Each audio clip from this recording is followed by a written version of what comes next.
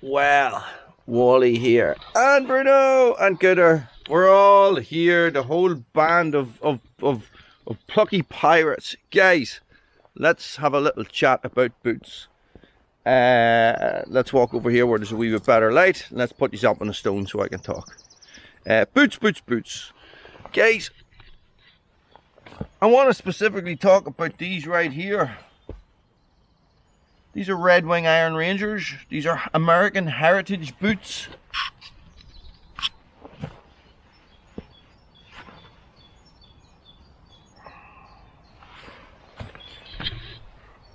No fancy Gore-Tex.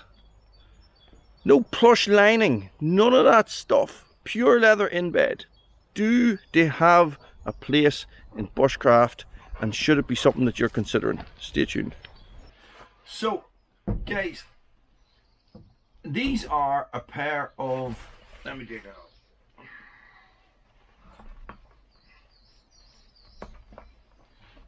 it out. Wait, Bruno.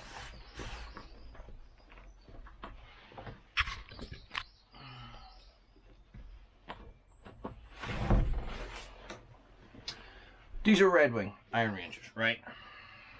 No lining, nothing, right? No insole, nothing.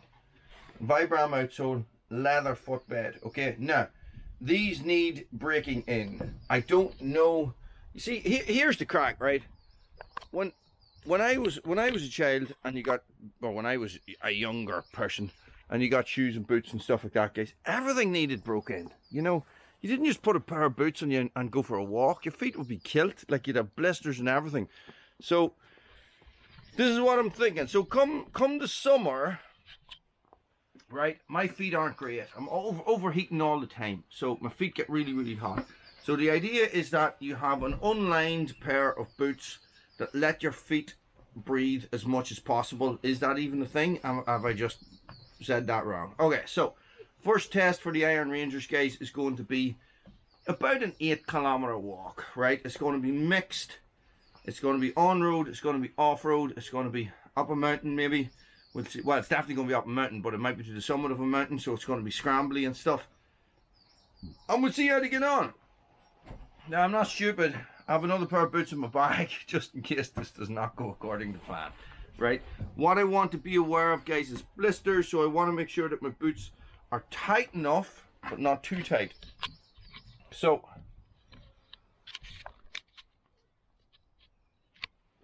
hey, for me, guys, the blisters are going to come if my foot is moving inside the boot. But the thing about these is that they are really tight here, right? There's nice lot of room in the foot box and stuff. I don't mind.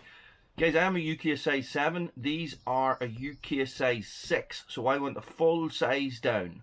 So what I reckon, instead, if I had went to 6.5, I probably could have put an insole in them, which would have made them more comfortable. But guys, these are the ones that came up, and when I wanted a pair of heritage boots, I wanted the full experience, so I wanted the leather. You know, I wanted to break these in and wear them as my own boots, right? Now, the thing about them is I got them second hand. These are expensive. These are like 300 and something quid new, and I paid 200 for them second hand.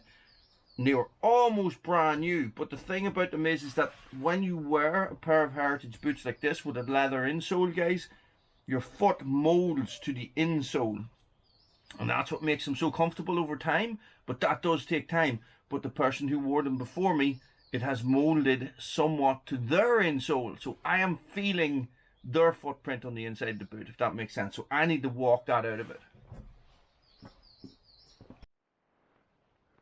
Oh, that's cracked.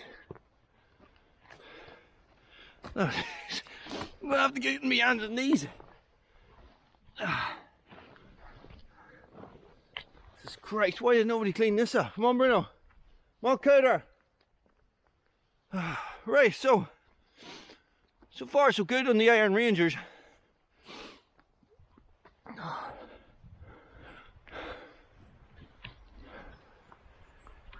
Bruno loves it here. Whatever is here, he's always after. Come on, Bruno. So we're going to go off-road. This is a worry that I have, and it's the sole. Come on, Cutter. Bruno, this way. So I'm used to quite an aggressive sole, so on a boot, like a hiking boot. But this is what we're dealing with. Okay. Yes, it's Vibram. It's not very deep. So we're going to go this way. If we can. There could be a lot of trees there. Come on, Bruno! Cooter, here.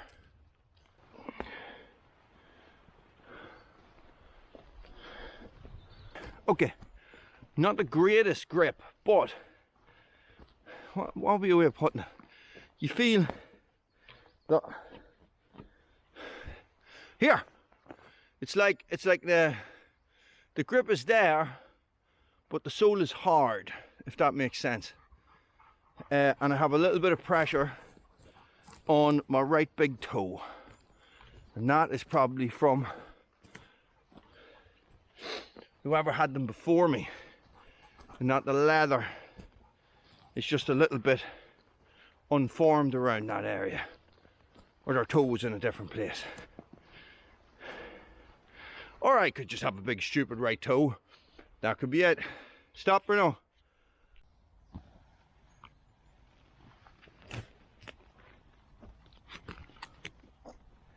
Good girl, good. Okay, we are at 4 miles, right? 4 miles, guys, and I have to say, this is a good test because, sorry, it's windy. This is a good test because this is not really the sort of terrain you're going to be walking if you're doing bushcraft, right? Because the fair whack of this has been on the road.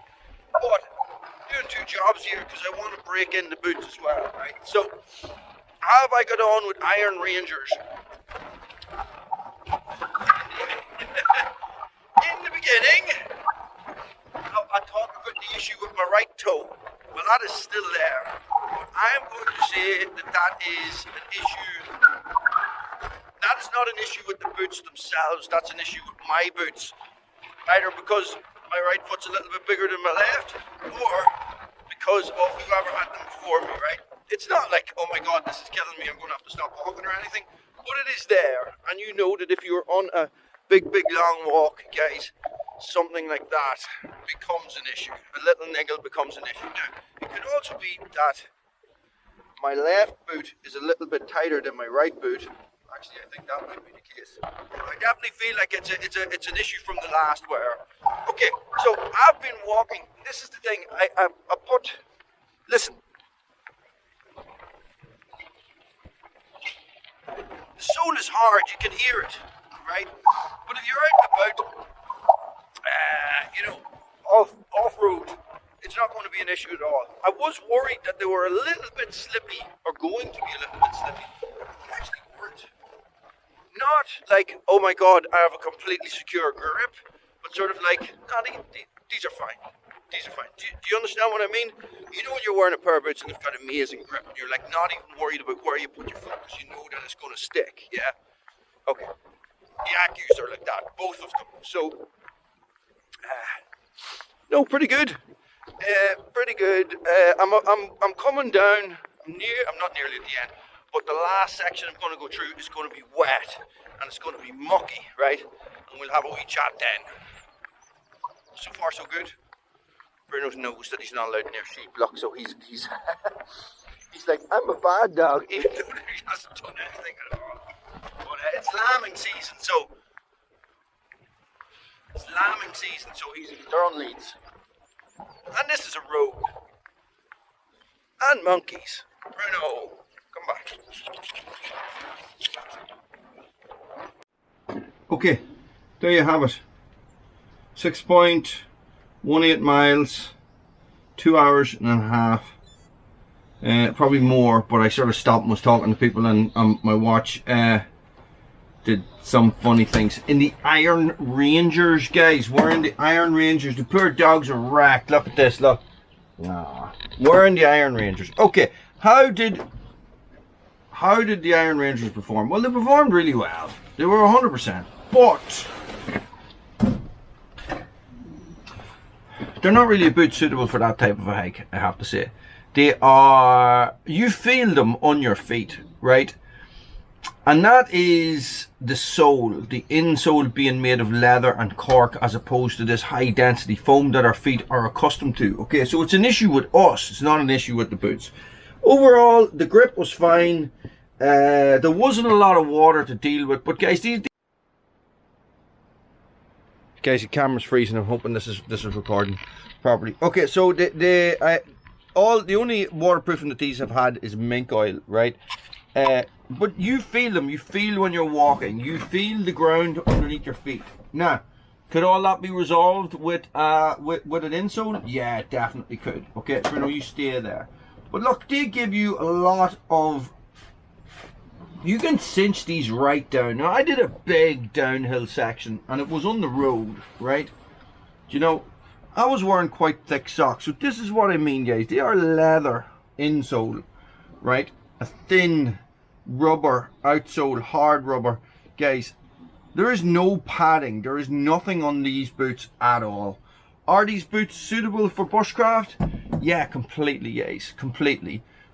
As long as you are aware of their limitations, right? They are not going to stand up to walking through a lot of water. Okay, they are not really designed for long walking distances, guys. They're better boots than that, right?